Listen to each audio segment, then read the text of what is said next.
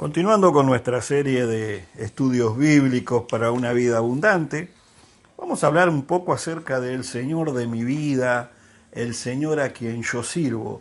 ¿Quién es mi Señor? ¿Cuáles son mis aspiraciones de vida? ¿Qué es lo que yo quiero de mi vida y de mi relación con Dios? ¿Qué es lo que yo espero? ¿Y qué es lo que Dios espera de mí? Quien les habla, el apóstol Raúl Ponce, pastor, apóstol, maestro de la palabra, siervo del Señor. Y en esta mañana vamos a incursionar en esos temas para una vida abundante. Hablemos un poco acerca de qué es ser un siervo del Señor o qué es servir al Señor. Todos podemos tener alguna idea de quién es o de cómo deberían ser los siervos del Señor. Pero hay una medida que fue puesta por Dios mismo, que es una marca característica del siervo o de la sierva de Dios, y es la humildad. La humildad es como el trigo, la humildad es como el fruto del cristiano, que llega hasta su máximo nivel y ahí empieza a inclinarse hacia quien lo va a recoger. El trigo, cuando está maduro, cuando está pronto, él crece de tal manera, llega a su clímax máximo y ahí comienza a descender la punta de la flor hacia abajo de la fruta y ahí es la señal de que el trigo está pronto para ser recogido. El Señor dijo que el trigo y la cizaña crecerían juntos, pero que el trigo, cuando estuviera maduro, la cizaña sería revelada. ¿Por qué? Porque la cizaña, a diferencia del trigo, no se inclina para servir, no se inclina a su Señor, sino que se mantiene erguida, exaltada a sí misma, no está pronta. El orgullo, la vanidad, lo que yo pienso de mí mismo, a pesar de mí mismo y a pesar del Señor, es lo que nos deja a nosotros, igual que la cizaña, en una posición de rebeldía y de no crítica o de no autocrítica al decir yo puedo o necesito cambiar, yo soy el dueño de mi vida y no necesito a nadie más que me diga lo que tengo que hacer. Eso sería principio de cizaña. Pero el principio de humildad es el principio del trigo, es el principio de la humildad. En Proverbios capítulo 15, versículo 33 dice, la honra y a la honra procede la humildad. Es impresionante. Dios honra a los humildes y Dios avergüenza a los soberbios. Esto es algo hermoso, porque es para toda la vida cristiana. Nosotros no podemos anhelar, aspirar a servir al Señor o decir yo puedo ser un siervo del Señor si no estoy dispuesto a que Jesús sea mi Señor. Si yo no estoy dispuesto a tener un Señor. ¿Y qué es tener un Señor? Tener un Señor es que alguien gobierne sobre mi vida en todas las áreas de mi vida y no en algunas. Eso es tener un Señor. Yo tengo un auto y el auto es mío. Yo soy señor del auto. El auto lo manejo a mi antojo, lo llevo a mi antojo. El auto no me puede decir a mí cómo manejarlo, el auto no me puede decir a mí cómo lavarlo, cómo mantenerlo, el auto no me puede decir a mí cómo debo estacionarlo o ponerlo bajo los cuidados. Yo sé, porque yo soy dueño del auto, yo sé lo que el auto necesita para funcionar bien. ¿Me están entendiendo? Yo sé lo que el auto necesita para funcionar bien. Allí Dios también sabe lo que nosotros necesitamos para funcionar bien. Así como el auto, los cristianos, las personas necesitan un periodo de ablande, un periodo en el cual el manejo y el cuidado son fundamentales. ¿Por qué? Porque si se lo presiona, no va a dar el resultado que quiere dar. Y cuanto más duro es el motor, más largo va a ser el proceso. Cuanto más blando es el motor, más rápido va a ser el proceso y va a costar menos lograr la optimización del vehículo. La vida del cristiano y del ser humano es igual. La rebeldía, el orgullo, la vanagloria, la falta de autocrítica hacen que el ablande de nuestros pensamientos, el ablande de nuestro carácter, sea más largo y por ende más agónico, porque el orgullo y el pensamiento unitario, o sea, yo pienso de mí mismo esto y se terminó, ¿me explico? Entonces no permito el ablande, no permito que la humildad produzca fruto en mí y Dios me exalte y me pueda tener a mí dentro de las filas del servidor de Cristo. Es bien interesante todo esto. Vamos a hacer un segundo audio. Continuamos con el audio 2 de este tan apasionante tema que estamos desarrollando en este día acerca del liderazgo y acerca de la humildad y acerca de lo que anhelo en mi vida como servicio a Dios, lo que yo entiendo como servicio a Dios y lo que debería ser un siervo del Señor. Pero antes de continuar, yo te invito a hacerte la siguiente pregunta. ¿Quién es el Señor de mi vida?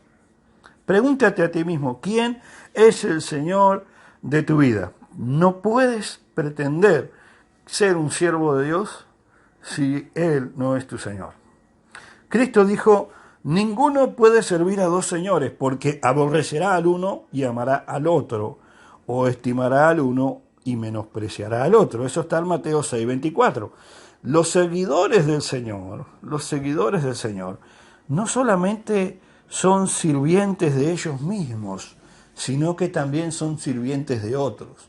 O sea que cuando yo me pongo en las manos del Señor para que Él sea mi Señor y mi Dios y mi Rey, y es el que me da todo, el que cuando yo oro le pido para mí, también tengo que darme cuenta de que llega el momento en mi relación con Dios en que Él me llama a mí para que abandone las redes y sea su seguidor. Y cuando yo le sigo, lo convierto a Él en mi Señor, en mi Maestro, y yo me convierto en su discípulo y empiezo a aprender a hacer lo que Él hace. ¿Y qué es lo que Él hacía? Él se daba a sí mismo por el bien de otros. Entonces, cuando yo entiendo que mi relación con Dios empieza a madurar, tengo que entender que no madura si yo no doy.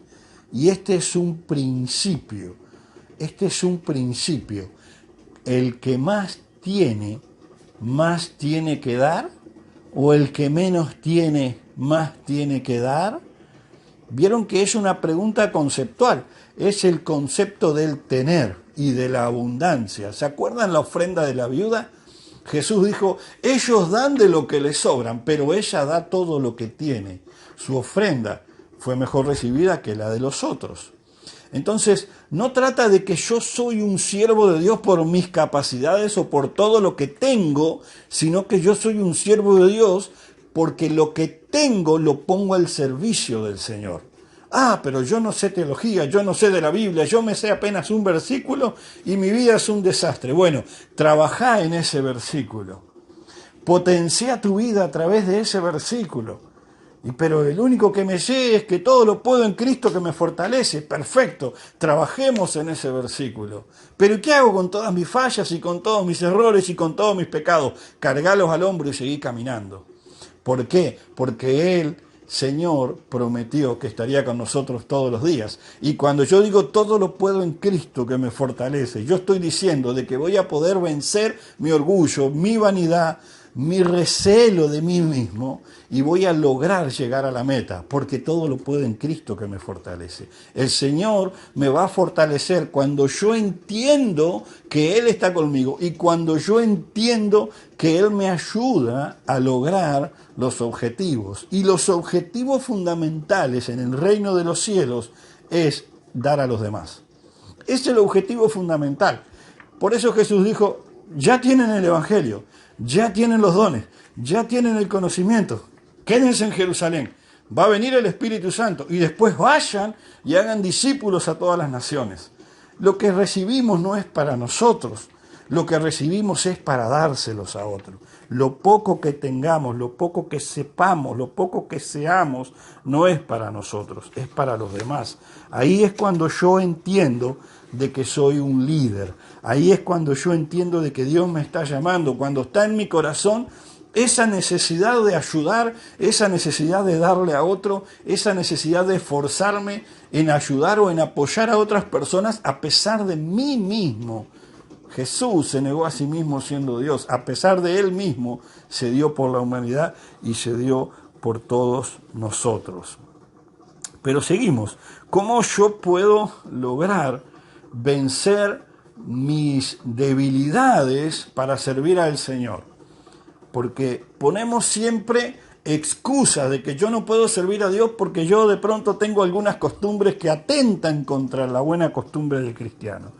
Bueno, muy bien, veamos lo que dice Romanos 10:9. Vaya a su Biblia y fíjese lo que dice Romanos 10:9 y responda a esta pregunta. ¿Controla usted su vida o permite que Cristo la controle? ¿Ha confesado que Jesús es el Señor de su vida? Romanos 10:9. ¿Ha confesado que Jesús es el Señor de su vida? Fíjese lo que dice Gálatas 2:20 y hágase esta pregunta. Si ya confesó que Jesús es el Señor de su vida, ¿usted permite que Cristo la controle? ¿Está permitiendo que Cristo la controle? Entonces, una vez que usted se responda a esas preguntas, usted va a estar descubriendo el nivel de relación que tiene con el Señor. El nivel de relación que tiene con el Señor. Vaya a Filipenses capítulo 2, versículo 5, y vamos a leer desde el 5 hasta el 11. Y en este ejercicio usted va a subrayar, va a poner una marquita en cada palabra que describe la humillación de Jesús a sí mismo. Vuelva a leerlo y haga un círculo alrededor de las palabras que dicen cómo Dios lo exaltó.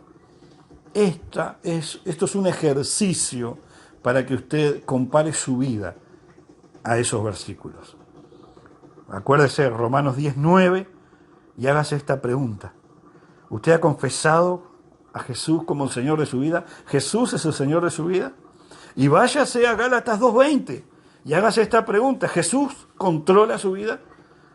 ¿Usted permite que Jesús controle su vida? Después de que se haya respondido esas preguntas, vaya a Filipenses 2:5.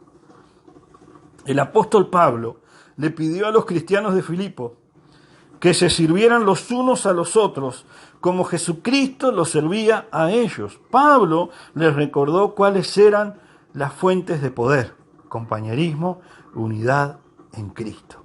Y les dijo: haya pues en vosotros este sentir que hubo también ¿en quién? En Cristo Jesús. Entonces subraye todas las palabras que van a describir cómo Jesús se humilló a sí mismo. Y después de que las marcó, haga un círculo alrededor de todas las palabras que dicen cómo Dios lo exaltó después. Es un lindo ejercicio para ir viendo las cualidades que nosotros deberíamos ir teniendo en una buena relación con el Señor. Y para cerrar, los cierro con esta palabra que dijo el apóstol Pablo y acabo de leerles. Haya pues en vosotros este sentir que hubo también en Cristo Jesús. Todos anhelamos ser siervos de Dios. Todos anhelamos servir a Dios en alguna manera. Empecemos por ordenar la casa y empecemos a avanzar con lo que tenemos. Que el Señor te bendiga.